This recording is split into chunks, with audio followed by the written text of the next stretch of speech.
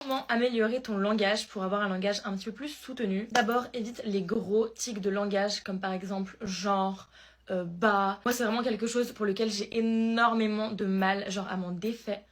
Voilà, j'ai du mal à m'en défaire. Genre, je le dis dans toutes mes phrases, c'est hyper compliqué. Et le fait de me regarder dans mes vidéos parler, je me rends vraiment compte de ce tic de langage que j'ai, genre.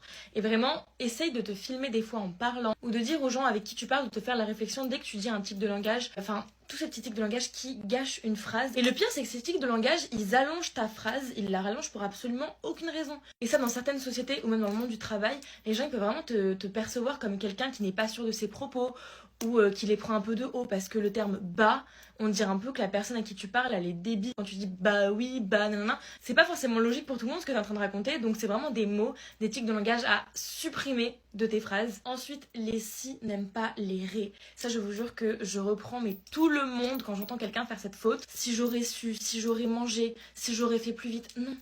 Si j'avais pu, si j'avais su, si j'avais. Les si n'aiment pas les ré. Ce moyen mémotechnique, il faut te le mettre en tête. Ensuite, évite les termes vulgaires, les insultes pour rien. Ensuite, fais attention à bien articuler.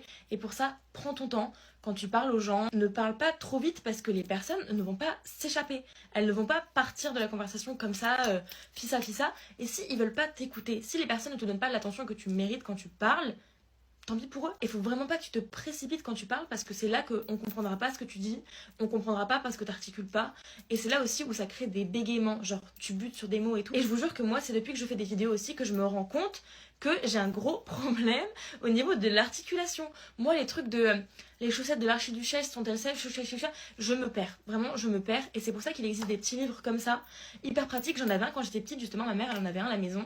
Et ce genre de livre, ça coûte 1 euro, 2 € max. Dedans, t'as plus de 100 pages pour t'apprendre à bien articuler. Et enfin, ça revient un petit peu au les si n'aiment pas les ré. Améliore ton langage dans le sens où, au lieu de dire ouais, tu dis oui. Au lieu de dire comme même, tu dis quand même. Et pour une personne qui vient de Grenoble, je vous promets que c'est super compliqué d'enlever ces mots, d'enlever les pélos, d'enlever les rodaves, les balnaves, les tchouraves, tout ça. Personne ne me comprend quand je parle. Personne. Je vais à Chai, nanani nanana. Les gens me disent, mais qu'est-ce que tu baragouines? Quand je le vois dans l'extérieur, quand je vois des Lyonnais qui parlent ou des Grenoblois qui parlent, je me dis, mais c'est quoi ce langage extraordinaire qu'on a inventé?